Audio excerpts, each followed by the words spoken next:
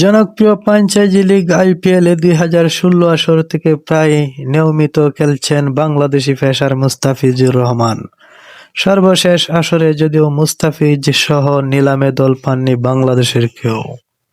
পরবর্তী আরেকজনের বদলি হিসাবে দিল্লি ক্যাপিটালস তাকে দলে নেয়। আইপিএলের আরেকটি মৌসুম আসন্ন। আগামী 16 ডিসেম্বরে অনুষ্ঠিত হবে মিনি নিলাম। এর আগে ফের আলোচনা বাহাতি এই কাটার মাস্টার। 2026 আইপিএল এর নিলামে মুস্তাফিজের ভিত্তি মূল্য ধরা হয়েছে 2 কোটি রুপি।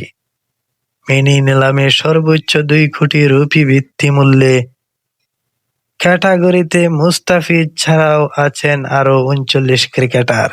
এছাড়া নিলামে আছে আরো 6 বাংলাদেশের নাম: তাসকিন আহমেদ, রিশাদ হোসেন, তানজিম হাসান সাকিব, শরীফুল ইসলাম, রাকিবুল হাসান ও নাহিদ রানা। নিলামের আগে ফ্র্যাঞ্চাইজিগুলোর শক্তি ও দুর্বলতা বিশ্লেষণ এবং তারা কাকে দলে নিতে পারে এ নিয়ে নানামুখী আলোচনা ও পূর্বাভাস মেলাচ্ছেন অনেকেই।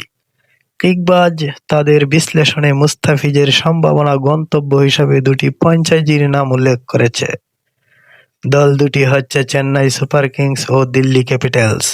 এর মধ্যে 2024 আসরে চেন্নাই এবং সর্বশেষ আসর সহ 3বার দিল্লির জার্সিতে খেলেছেন মুস্তাফিজ। আরও একবার সেই 2 দলের একটিতে তাকে দেখা যেতে পারে বলে ধারণা করা হচ্ছে।